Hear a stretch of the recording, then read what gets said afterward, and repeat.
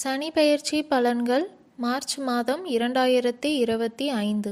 சனி கும்ப வீட்டிலிருந்து மீன வீட்டுக்கு போகிறாரு. அங்கே போய் 2.5 ஆண்டு வருடங்கள் இருப்பார். அதோட பலன்கள் தான் என்ன அப்படிங்கிறத நம்ம இப்போ பார்க்க போகிறோம். இந்த பலன்கள் நீங்கள் உங்கள் ராசிக்கும் பார்க்கலாம், உங்களுடைய லக்னமுக்கும் பார்க்கலாம். ஆனால் உங்களோட ராசியில் இருக்கிறப்போ தான் அதோட தாக்கத்தை உங்களால் ரொம்ப அதிகமாக உணர முடியும்.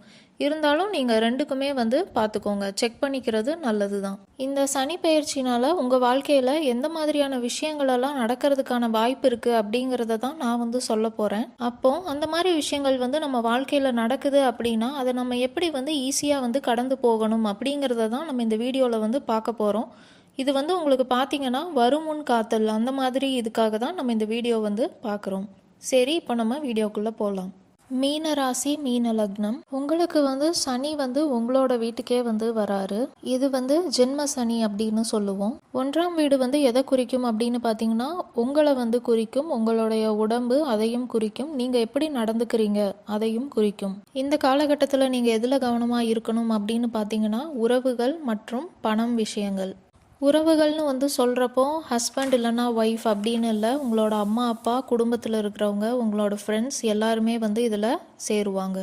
இந்த காலகட்டத்தில் பார்த்தீங்கன்னா நீங்கள் ரொம்ப ஒழுக்கமாக இருப்பீங்க, ரொம்ப நம்பிக்கையானவங்களாக இருப்பீங்க, ரொம்ப சீரியஸாகவும் திங்க் பண்ணுவீங்க, ரொம்ப மெச்சூரிட்டியும் உங்களுக்கு வரும். இதெல்லாம் நீங்கள் விருப்பப்பட்டு ஏற்றுக்கிறீங்களோ இல்லையோ உங்களுக்கு இது ஃபோர்ஸ்ஃபுல்லாக கிடைக்கும். இதெல்லாமே உங்களோட கெரியர் அப்படின்னு எடுத்துட்டா நீங்கள் ஜாபில் இருந்தாலும் சரி, பிஸ்னஸ் பண்ணாலும் சரி, உங்களுக்கு இது ரொம்பவுமே நல்ல டைம் தான். நீங்கள் எந்த அளவுக்கு உழைப்பு போடுறீங்களோ அதுக்கான பலன் உங்களுக்கு கண்டிப்பாக கிடைக்கும். நீங்கள் ஜாபில் இருக்கீங்க, வெளிநாட்டுக்கு போய் வேலை செய்யணும் அப்படின்லாம் நினைக்கிறீங்கன்னா நீங்கள் தாராளமாக போகலாம். இந்த காலகட்டம் அதுக்கெல்லாம் உங்களுக்கு உதவியாக இருக்கும். நீங்கள் ஆல்ரெடி இப்போ வெளிநாட்டில் இருந்து தான் வேலை செஞ்சிட்ருக்கீங்க அப்படின்னா உங்களுக்கு உங்கள் கெரியரில் நல்ல ஒரு க்ரோத் இருக்கும். நீங்கள் இப்போ பிஸ்னஸ் பண்ணிகிட்ருக்கீங்க அப்படின்னா நீங்கள் உங்கள் பிஸ்னஸை விரிவு கூட படுத்தலாம். இல்லை புதுசாக கூட ஏதாவது பிஸ்னஸ் ரிலேட்டடாக நீங்கள் பண்ணணும் அப்படின்னு நினைக்கிறீங்கன்னா பண்ணலாம். நீங்கள் உங்களோட பிஸ்னஸை ஃபாரினில் எதுவும் பிரான்ச் ஓப்பன் பண்ணணும் அப்படின்னு நினச்சிங்கன்னா அதுக்கெல்லாமே இது ரொம்ப நல்ல டைம். நீங்கள் இப்போ திருமணம் ஆகி இருக்கீங்க அப்படின்னா உங்களோட கணவன் மனைவி உங்கள் 2 பேருக்கும் இடையில் மிஸ் அண்டர்ஸ்டாண்டிங் வரதுக்கான வாய்ப்பு இருக்குது. அவங்க நீங்கள் அவங்க மேலே கவனம் செலுத்தலை அப்படின்னு நினைப்பாங்க. நீங்கள் மேரேஜ் லைஃபுக்கு எஃபர்ட்ஸே போடுறதே இல்லை, நீங்கள் உங்களோட வேலையில் மட்டும்தான் கவனம் செலுத்துறீங்க அப்படின்னு அவங்களுக்கு தோணும். அதனால நீங்கள் ஒர்க் அண்ட் லைஃப்பை எப்படி பேலன்ஸ் பண்ணுறது அப்படின்னு நீங்கள் ட்ரை பண்ணுங்கள். உங்களால் பண்ண முடியாத சூழ்நிலை தான் இந்த காலகட்டத்தில் ஆனால் வரும்.